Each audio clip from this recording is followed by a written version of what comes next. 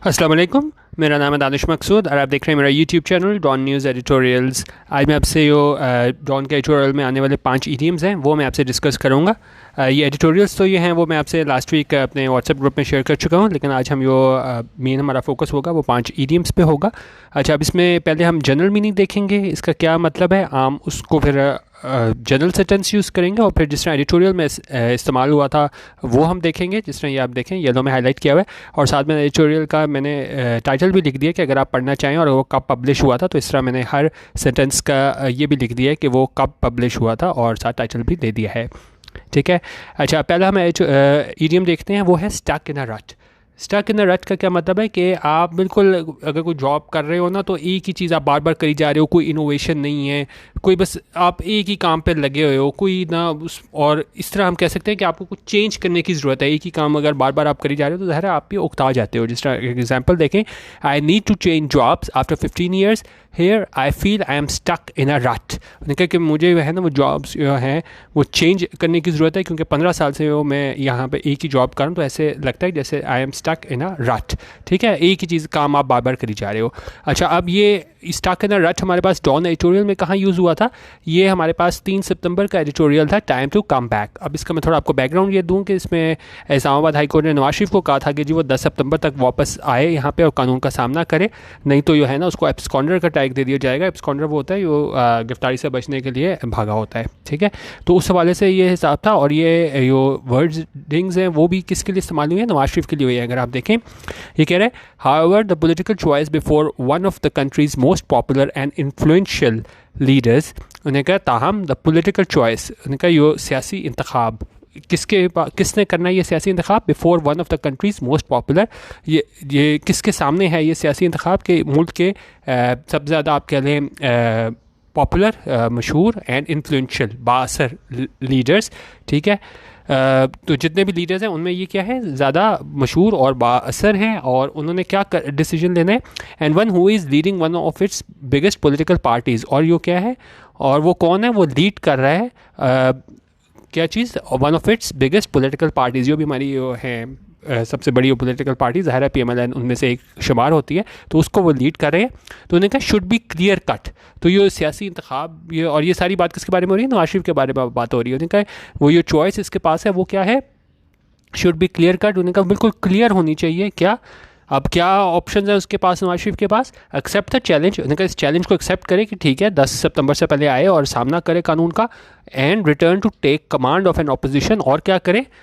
वापस कमांड करे उस ऑपोजिशन के, has been stuck in a rut. अब इसमें यहाँ क्या बताया गया? उन्होंने कहा कि अपोजिशन जो है ना कि मतलब उसकी कारकर्दगी उतनी मौसर नहीं है, क्योंकि अपोजिशन का काम ये होता है कि वो जो है हमारे पास वो हुकूमत को टफ टाइम दे और उसको बताए कि क्या काम आप गलत कर रहे हो। लेकिन उन्होंने कहा है कि अपोजिशन ऐसे हो गई है कि स्टक इन अ रट, कि बिल्कुल वो उनके पास कोई नई चीज़ नहीं है, कोई ई की जगह बस फंस गए हैं ना वो। तो उन्होंने कहा ये नवाज शरीफ जो है ना वो वापस आए, चैलेंज को एक्सेप्ट करे, 10 सितंबर से पहले कोर्ट उसका सामना करे और साथ कमांड करे, लीड करे उस ऑपोजिशन को, जो कि बिल्कुल ही आप कह लें कि अभी मौसर नहीं है। तो ये बेसिकली ये इन्होंने ऑपोजिशन के लिए यूज़ किया था कि opposition that has been stuck in a rut, यानी कि कुछ भी ये नया नहीं कर पा रहे, वो बिल्कुल ऐसा है कि जैसे एक जगह आके फंस चुके हैं हमारे पास ऑपोजिशन, और इन्होंने कहा नवाज शरीफ आके इसको सही करे। ये चैलेंज है नवाज शरीफ के पास, ऐसा एडिटोरियल में कहा गया था। ठीक है, दूसरा एडिटोरियल हमारे पास है, ये मैंने टाइटल दे दिया, आपने पढ़ना हो तो पूरा एडिटोरियल भी डॉन की वेबसाइट से जाके पढ़ सकते हैं।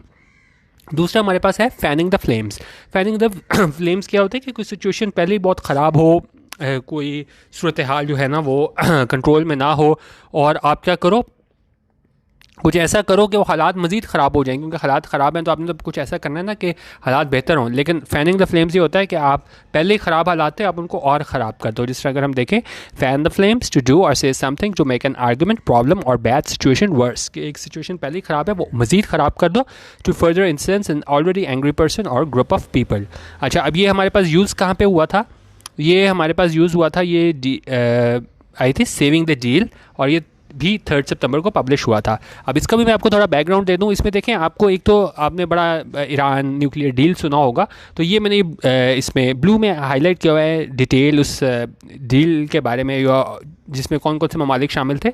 उसमें हमारे पास ये ममालिक शामिल थे: China, France, Russia, United kingdom, United states और जर्मनी, ठीक है, टुगेदर विद यूरोपियन यूनियन। तो ये लोग शामिल थे। आपने ईरान डील सुना होगा, उसको हम क्या नाम देते हैं ईरान डील को? JCPOA, ये मोस्टली ये यूज़ होता है। और इसका किस चीज़ का ये मुखाफफ है? Joint comprehensive plan of action, ठीक है। और इसको क्या कहा जाता है? Known commonly as the Iran nuclear deal और ईरान डील। और ये क्या था? ये एग्रीमेंट था किस पे? ईरान न्यूक्लियर प्रोग्राम में। और ये कब हुआ था? 2015 में हुआ था, ठीक है। इसमें ये 5 परमानेंट मेंबर्स थे, ये हमारे पास सारे, और साथ हमारे पास क्या था? यूरोपियन यूनियन थी। अब इसमें हुआ क्या था, ये आप डिटेल में मज़ीद ज़रूर पढ़िएगा। एडिटोरियल भी मैं आपसे साथ ये करवाता रहा हूँ, पिछले हफ्ते भी और उससे पहले भी। और उसमें हुआ ये था कि 2018 में जो है ना, वो US इस डील से अलहदा हो गया था। तो उसके बाद अब ये कहा गया था कि भाई ये बिल्कुल ख़त्म ही ना हो जाए एग्रीमेंट, तो दोबारा यो अमेरिका को छोड़ के बाकी जो ममालिक है ना, वो दोबारा वियना में मिले हैं कि किसी तरह इस एग्रीमेंट को जो है ना वो बरकरार रखा जाए, इस डील को। तो उस हवाले से है, तो ये आप डिटेल भी पढ़ लीजिएगा JCPO और अब JCPOA, ठीक है। और हम ये देख लेते हैं एडिटोरियल में हमारे पास ये फैनिंग द फ्लेम्स कैसे इस्तेमाल हुआ है। उन्होंने कहा as the world continues to be battered by health and economic crisis. उन्होंने कहा जैसे कि दुनिया जो है उसको सामना है, यानी कि to be battered by health and economic crisis, कि इसको ये सेहत और माशी बहरान का जो सामना है उसमें क्या है? Instead of fanning the place, उन्होंने कहा बजाय इसके कि आप क्या करें? फैनिंग द फ्लेम्स, यानी कि हालात पहले ही इतने बुरे हैं हेल्थ और इसमें उसमें माशी और मसाइल हैं। तो उन्होंने कहा उसमें जो दूसरी स्टेट्स हैं ना, बजाय इसके कि उन्होंने कहा कि वो फैनिंग द फ्लेम्स करें, यानी कि हालात को मज़ीद ख़राब कर दें, उनको क्या करना चाहिए? Instead of fanning the flames all states need to find diplomatic solutions. उन्होंने कहा हमें कौन से सोल्यूशन, कौन से हल तलाश करने चाहिए? डिप्लोमेटिक, यानी कि सफारती बोलेंगे ना, डी टू फाइंड डिप्लोमेटिक सोल्यूशंस। हमें जो है सफारती इसका हल ढूंढना पड़ेगा इन सारी हमारी जो जियो पोलिटिकल प्रॉब्लम्स हैं उनका, ठीक है। ये भी हमारे पास वहाँ पे पब्लिश हुआ था, सेविंग द डील 3 सितंबर को। और अगला जो हमारा है EDM कैरीज द डे, वो भी हमारे पास क्या है?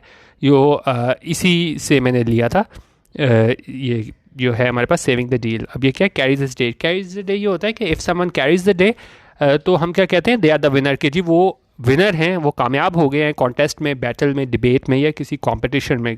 किसी का भी अगर हम यूज़ करें ना कि उसने डे कैरी किया, यानी कि वो मुकाबला जीता है, ठीक है। और यहाँ पे कैसे यूज़ किया है? उन्होंने कहा the next few months will show, उन्होंने कहा आने वाले जो अगले महीने हैं वो क्या है? शो करेंगे, वो दिखाएंगे वेदर डिप्लोमेसी, कि उन्होंने कहा ये जो हमारे पास सफारतकारी है, ट्राइम्स, ये कामयाब होती है। और बेलिकोसिटी कैरीज द डे, या बेलिकोसिटी क्या होता है? या आप जंग की तरफ आप जाते हो ना, वो रुझान आपका होता है, अमन की तरफ रुझान नहीं होता ना, तो ये उसका आप उलट आप कह लें कि जी या तो आपकी जी सफारतकारी से ज़ाहिर है जी अमन के ज़रिए आप कोई ये कोई हल निकाल लेते हो, या आप क्या करते हो? इसके जंग की तरफ आप जाते हो। बेलिकोसिटी कैरीज द डे, मतलब आप कह लें ना कि एक मिनट इसका था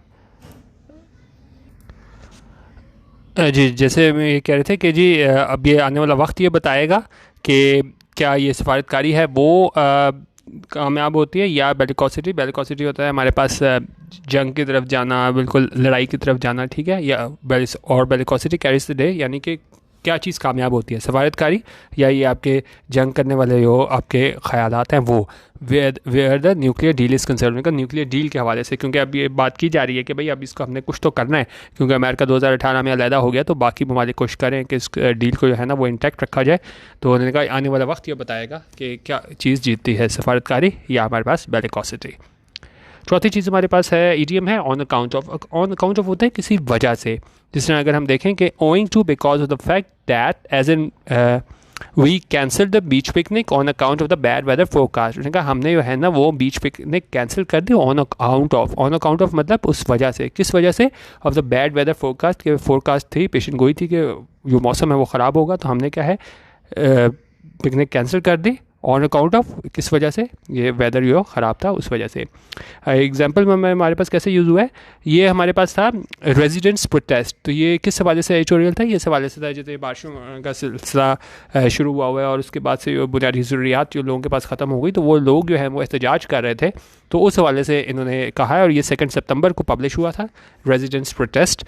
और ये क्या था, एडिटोरियल में कैसे सेंटेंस यूज़ हुआ है, well heeled residents. Well heeled वो होते हैं जो काफ़ी आप कह लें कि जो अमीर होते हैं, ठीक है, तो उन रेजिडेंट्स की बात हो रही है, क्योंकि ज़ाहिर है गरीब ये लोग हैं उनका तो बिल्कुल ही बुरा हाल है ये बारिशों में। तो लेकिन यहाँ पे बात करें उन लोगों की, आप कह लें वेल टू डू पीपल, जो वाकई मतलब कि उस कैटेगरी में नहीं आते, गुरबाई कैटेगरी में, अच्छे जो है वो अमीर लोग, उनकी बात हो रही है। और उसमें क्या है, well heeled residents of the posh Defence Housing Authority. उन्होंने कहा कहाँ के रहने वाले, इस पोश डिफेंस हाउसिंग अथॉरिटी। पोश क्या बोलते हैं, मतलब आप कहते हैं ना, ये जिस तरह वेल हील्ड का भी वही मतलब हो गया अमीर, और पोश का भी हम जिस तरह यूज़ करते हैं कि जी ये पोश इलाके हैं, यानी अच्छे इलाके हैं, यानी यहाँ के लोग जो है ना वो काफ़ी मालदार हैं, पोश इलाके हैं, तो वहाँ के पोश उसकी बात हो रही है। Well heeled residents of the posh Defence Housing Authority. उन्होंने क्या किया था, फ्यूरियस। और फ्यूरियस होता है आप किसी चीज़ के बारे में बहुत गम गुस्से के इजहार आप करो ना, तो उन्होंने कहा वो बड़ा